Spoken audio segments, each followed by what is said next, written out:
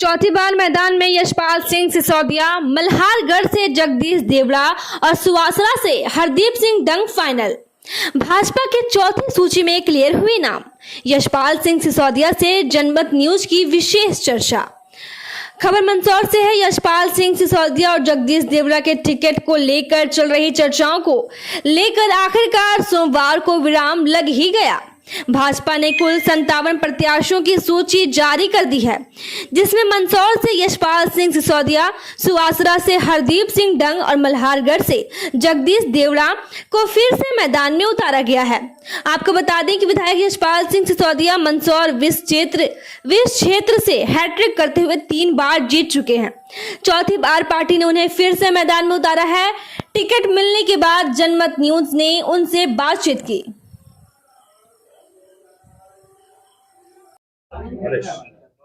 यशपाल जी, पुनः आपको टिकट मिला है, चौथी बारी आप खेलने जा रहे हैं, क्या कहेंगे इस बारे में?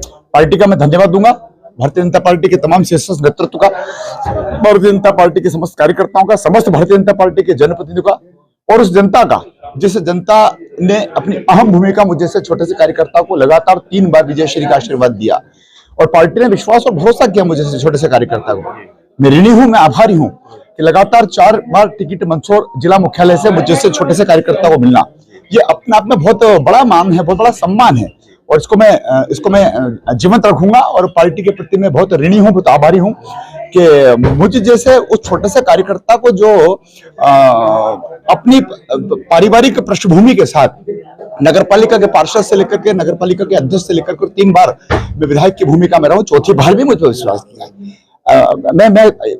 मेरे पास शब्द नहीं है भारतीय जनता पार्टी के उन तमाम चयन करने वाले मेरे मार्गदर्शक नेताओं का जिन्होंने एक बार पुनः मुझ पर विश्वास और भरोसा किया। दल ने, इतना बड़ा दल है जिसका नेतृत्व राष्ट्रीय अध्यक्ष जी कर रहे हैं, नड्डा जी, जिसका नेतृत्व पूरे देश में नहीं पूरे विश्व में जो सिरमौर है हमारे प्रधानमंत्री नरेंद्र मोदी जी, सबने मिलकर के जो बड़ी पहली सूची आई है उसमें मेरा नाम आया। मैं धन्यवाद देना चाहता हूँ। जिस तरह से चौथी बारी आप खेलने जा रहे हैं, कहीं ना कहीं विकास की बहार आपकी विधानसभा में आई हुई है, अब क्या मन में ऐसी भावना है कि वो विकास भी करना है या आगे और कुछ विचार सोचा है? नहीं, देखिए, विकास मेरा जुनून है, विकास मेरा आभूषण है, विकास मेरी तमन्ना है, विकास मेरा लक्ष्य है। इन सबको लेकर के मैं उन नए कामों को ढूंढने की कोशिश करूंगा, क्योंकि पिछले लगातार 15 वर्षों में लंबा समय मैंने मंदसौर का नेतृत्व किया है और ये 15 साल में भारतीय जनता पार्टी के नेतृत्व वाली सरकार थी। माननीय मुख्यमंत्री शिवराज जी जैसे मुख्यमंत्री मुझे प्राप्त हुए थे, तो जब तब हम उनके पास गए, उन्होंने एक भी बार इनकार नहीं किया। इसी कारण से कंटिन्यूटी बनी रही और कंटिन्यूटी बनी रहने के कारण से मैंने विकास के उन तमाम आयामों को छूने की कोशिश करी है।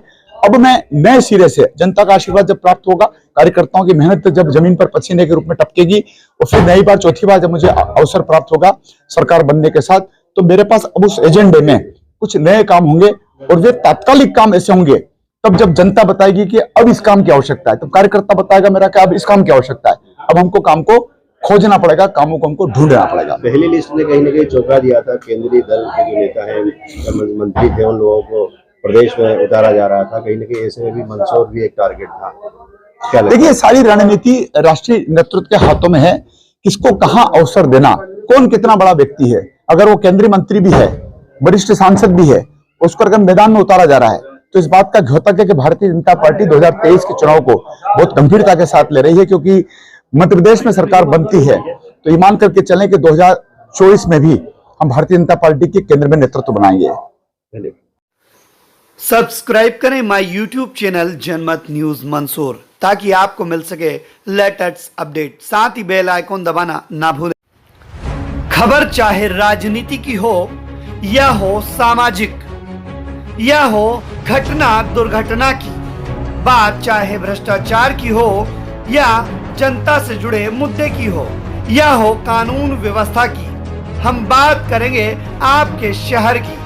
मंदसौर जिले की हर खबर सिर्फ जनमत न्यूज पर। देखिए जनमत न्यूज की ये सनसनीखेज खबरें।